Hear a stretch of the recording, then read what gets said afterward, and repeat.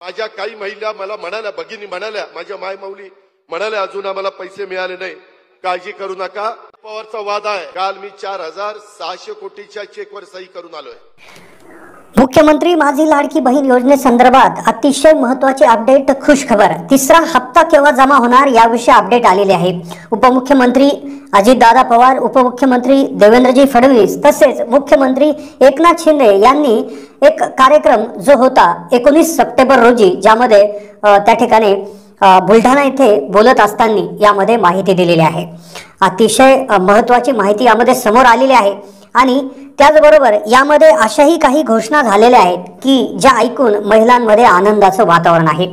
लाडकी बहीण योजनेचा तिसरा हप्ता कधी होणार याविषयी पूर्ण आता डाऊट क्लिअर झालेले आहेत. सोबतच आदिती तटकरे महिला व बाल विकास मंत्री यांनी देखील त्या ठिकाणी याविषयी माहिती देत असताना एका कार्यक्रमामध्ये याच्या तारखेविषयी एक त्या ठिकाणी विशेष सूचना जारी करण्यात आलेली आहे. तर व्हिडिओमध्ये आपण समजून घेणार आहोत की जो कार्यक्रम बुलढाण्याला त्या ठिकाणी झाला तर त्यामध्ये काय सांगण्यात आलेलं आहे.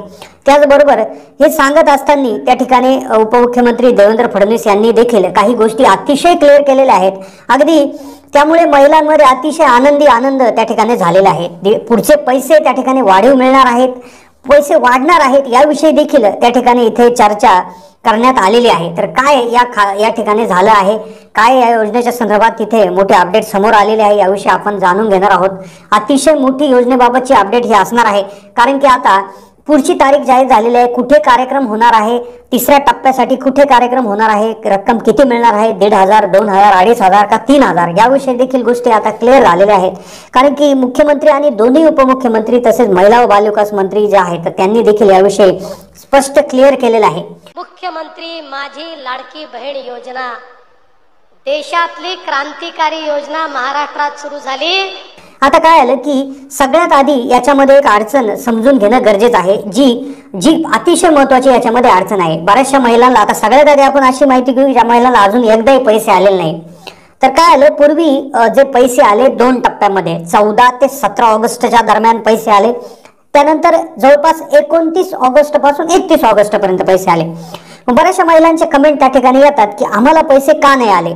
तर याचं उत्तर देऊन लगेच आपण तिसरा हप्ता केव्हा येणार, म्हणजे ज्यांना पैसे आले त्यांच्यासाठीही खबर आहे आणि ज्यांना आतापर्यंत आले त्यांच्यासाठी आहे. म्हणजे सगळ्यांनी पाहण्यालायक हा व्हिडिओ असणार, कारण की जी चर्चा होती तिसऱ्या हप्त्याची ती आता समाप्त होणार आहे. बुलढाणा येथे उपमुख्यमंत्री देवेंद्र फडणवीस या योजनेसाठी निधीची जी तरतूद करण्यात आली याविषयी देखील क्लिअर माहिती देण्यात आली आहे. आता काळजी मिटलेली आहे. आता काय आलंय, ज्या महिलांना 14 ते 17 ऑगस्ट या दरम्यान पैसे आले, म्हणजे सगळ्यात पहिल्यांदा पैसे जे आले ते त्यासाठी अंतिम तारीख ठरलेली होती 31 जुलै. म्हणजे 31 जुलै आधी तुमचा फॉर्म जर अप्रूव्ह झालेला असेल, तुमच्या बँक खात्याला आधार लिंक झालेला असेल, तुम्हाला मेसेज आलेला असेल अप्रूव्हचा, तर आणि तरच 14 ऑगस्ट ते 17 ऑगस्ट मध्ये तुम्हाला पैसे आले असतील.